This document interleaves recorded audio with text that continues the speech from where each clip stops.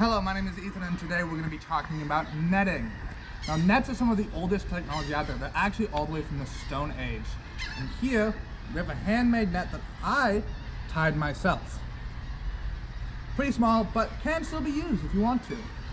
Now, in order to make a net, you need a few specialized tools. Right here, we have our first tool, and these are called netting needles. They're a little weird. You can buy them on Amazon, and their purpose is to hold the twine like this. You can wrap it around and easily take it off super quickly. And you have the whole bit of twine that you're using to pass through special knots. This is a very important tool, and you can buy them on Amazon. The next special tool you need is the twine itself. Pretty simple. This is what's known as seine twine. Now, a seine is a type of net, and actually the type of net we'll be making today. This was invented for making nets in the first place. We'll use it for everything on the boat. Some of us even wear it as decoration.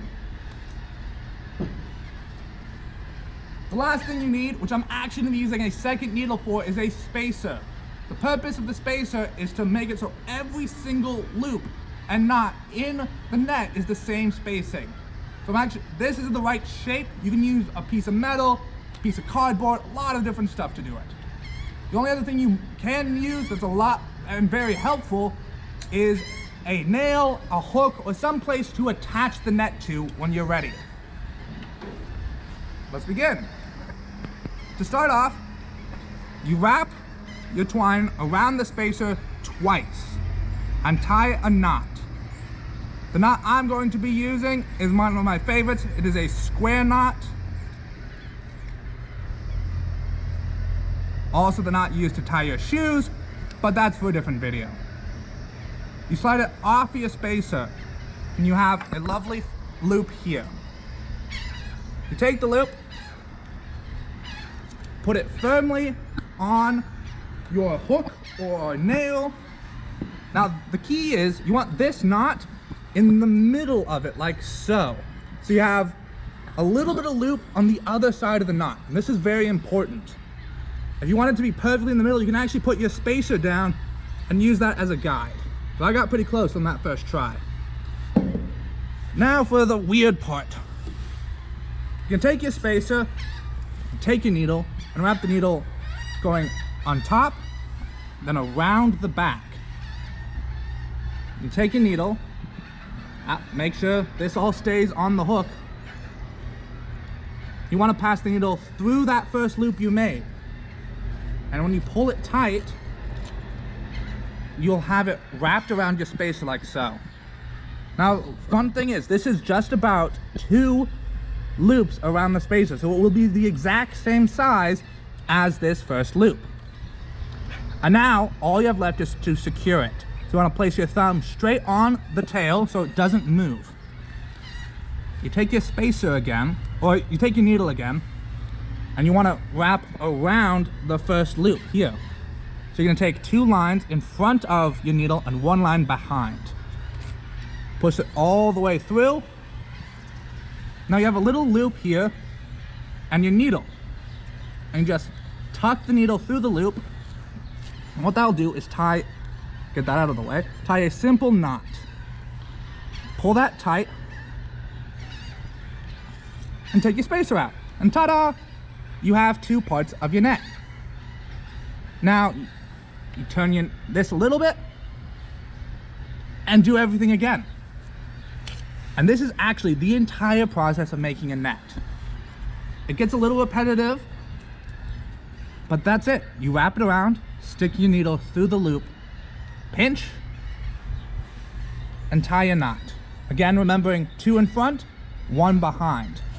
And the 2 in front are actually the old loop. And you use this slack to tie a knot.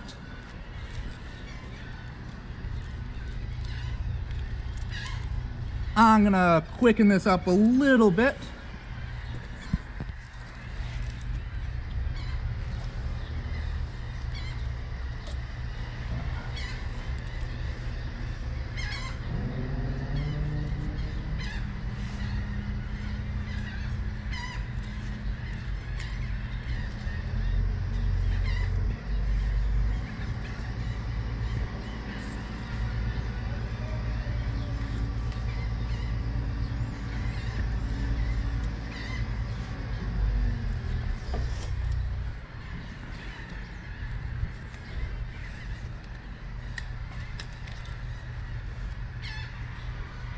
Now, however long you do this first part will take the length of the net.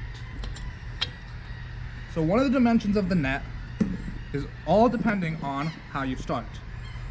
So this here is where I started, and these first 2 rows are what I'm making right now with this twine.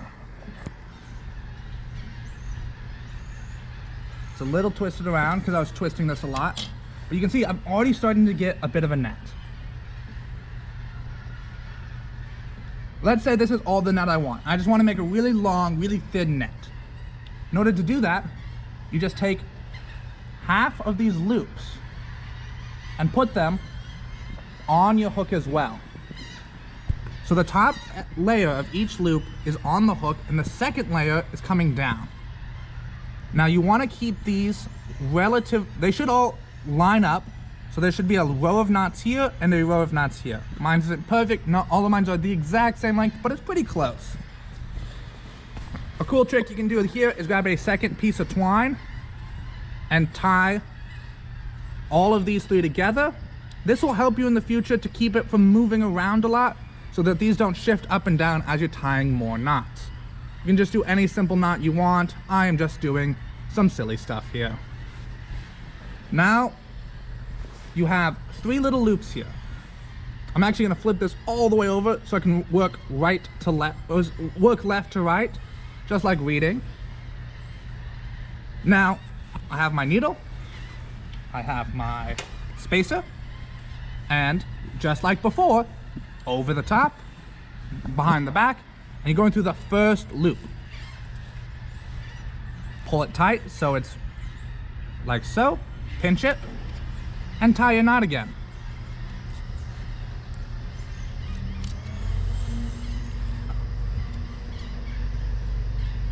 Now, instead of taking it off like you did last time, you're actually just gonna go back under again and grab the second loop.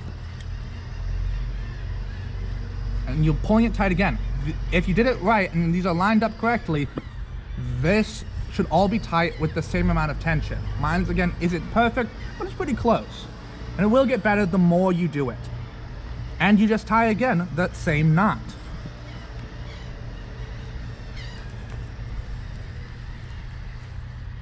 And since we have a third loop here, I'm gonna do it one more time. Again, forward, around the back, through the loop. Now I got a little bit of our tail sticking through here. You just wanna be careful not to trap that. And I'm gonna tie this last knot.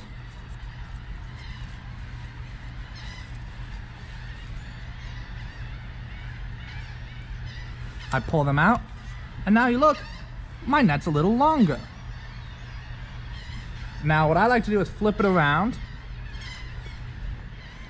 and do it all again from the other side. So now I'm starting from this side, and I'm just gonna do that same thing. You can keep doing this over and over and over again, and that will get you the full length of the net. So you got the width and length.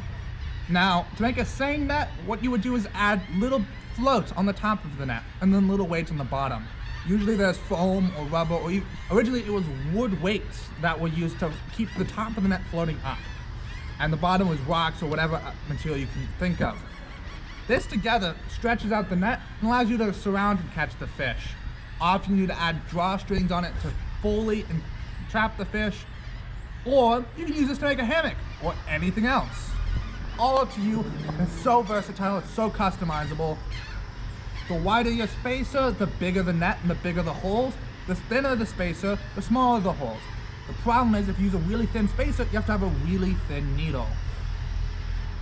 This is Ethan. Again, thank you.